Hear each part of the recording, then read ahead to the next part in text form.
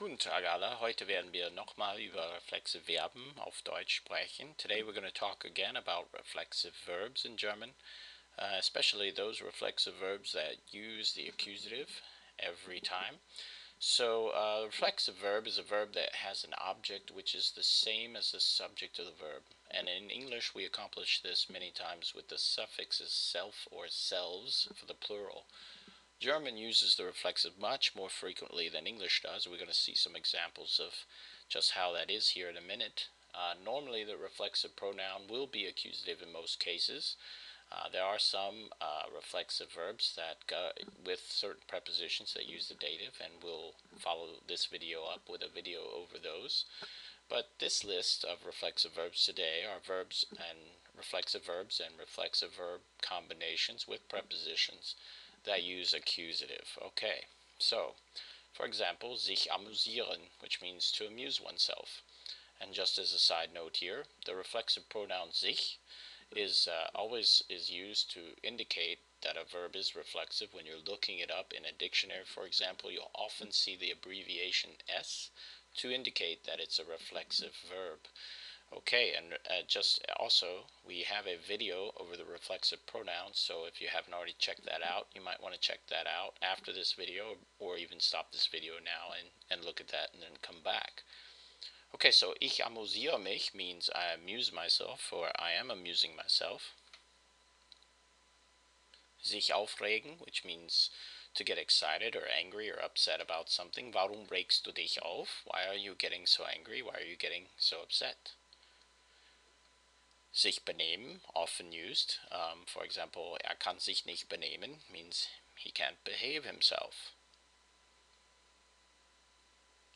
Sich entscheiden, also a very common reflexive verb. Ich kann mich nicht entscheiden.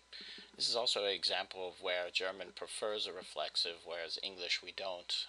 We just say I can't decide. We don't say for myself, but in German they actually prefer to use the reflexive here. Sich entschuldigen. Ich muss mich leider entschuldigen means I must regretfully or sadly excuse myself. Sich erinnern an, which is to remember something. So du musst dich daran erinnern means you have to remember about that. Sich erkälten means to catch a cold. So ich habe mich erkältet means I have caught myself a cold. And in English we prefer again to not use the reflexive here. We just say I've caught a cold. Sich freuen, very common verb. Ich freue mich means I'm happy. For example, you might say, ich freue mich, Sie kennenzulernen. I'm very happy to meet you.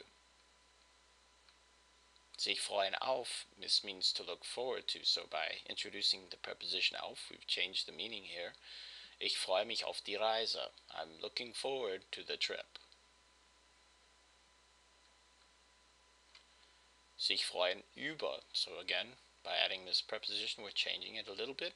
Freut sich über die Gelegenheit. He is happy about the possibility. Sich gewöhnen an, also pretty common. Ich muss mich nur daran gewöhnen. I just have to get used to that, or I must only get used to that.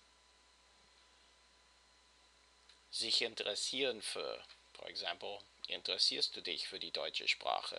Are you interested, or do you interest yourself in the German language, almost literally translated? Sich umziehen, to change clothes. Ich muss mich schnell umziehen. I must change clothes quickly.